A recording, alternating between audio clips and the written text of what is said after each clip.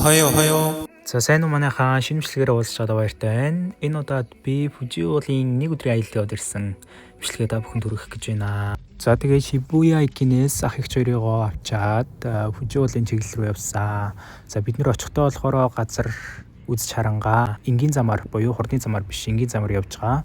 Буцаж ирэхдээ хурдны замаар явах төлөвлөгөөтэй байсан.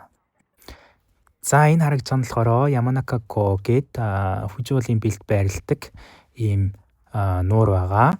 Яг энэ чинээс болохоор Фужи уул үнэхээр үзэсгэлэнтэй сайхан харагддаг. За тэгээ бид нэр энэ Яманакакогоос хөдлөөд дараагийн үзэсгэлэнтэй газар руугаа явж гин. Энэ өдөр болохоор амар гоё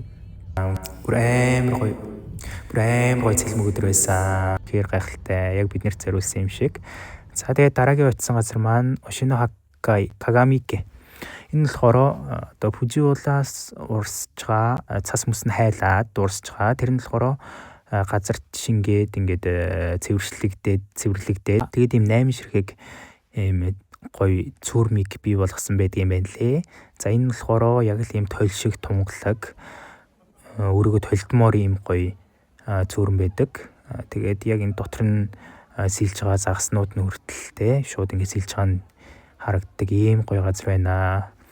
Фужи уулын одоо тэр аяллаар явж байгаа хүмүүс болохоор ерөөсөө энэ газар очтдгүй юм байна лээ. За энэ газрыг бол би санал болгоно.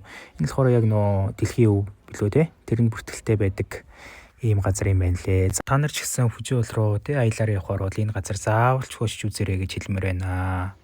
За хамгийн гоё нь энэ зөрөн байна. Энэ болохоор доош нөө 8 билүү 10 м гүнзгий. Тэгээ ийм ёроолн доош байгаа ингээд шууд нэвт гарагдж идэг.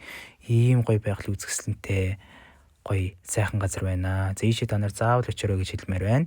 За тэгээд энэ зарим өнүүд байна. Үнэхээр гоё амттай. Энэ зарим өнөөс бас заавал идэрээ. За тэгээд дараагийнх нь явсан газар болохоор Аракура Яма Сингинкоин гээд Facebook, Instagram дээр энэ зураг наймрууд болоод идэг энэ газар байна. За энэ болохоор дээшээ 400 шат дээш өгсөж гардаг гэсэн нэлээд алхуулдаг ийм газар байна лээ.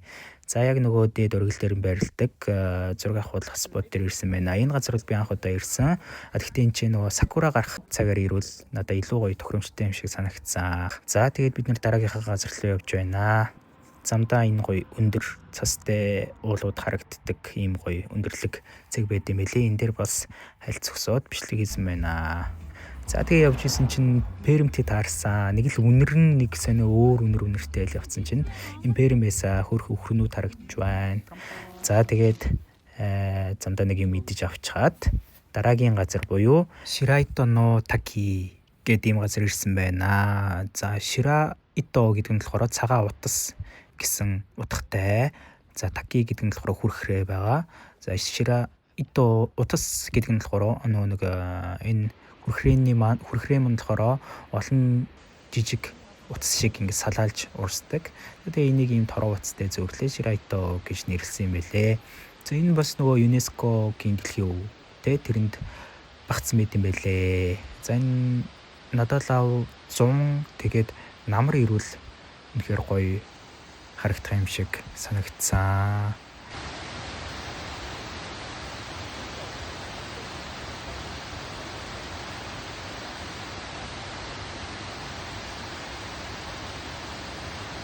За тэгээд энэ болохоор яг саяны хүрхрээний маань эсрэг талд нь байрладаг.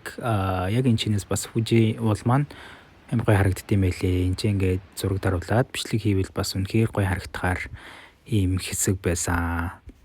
За энэ болохоор Омияге буюу тэр тухайн газрынхаа дурсгалт зүйлийг зардаг дэлгүүр харагдж байна. За тэгээ бид нэр энэ өдрийнхөө аяллыг дуусгаад Токио руу буцаад явж байна. За буцаад хурдны замаар явсан. Хурдны замаар бол айгүй хурд яваад ирсэн. Бараг цаг гарan тавьхад Шибуя дээр буцаад ирсэн. За энэ чинь Шибуя Скай харагдж байна. За тэгээд дахта баяртай гэж хэлжээд гэрлүүгээ буцгаар болсон. За тэгээ энэ өдөр өглөөнөөс орой болтол машин бариад бас жоохон ядарсан. За тэгээд манайхаа дэмжээд лайка дараарай, зүрхээ дараарай. Дараагийн бичлэгээр илүү олон сонирхолтой бичлэг үзүүлэх болно. Хэлж гараа. Баярлалаа. Баяртай.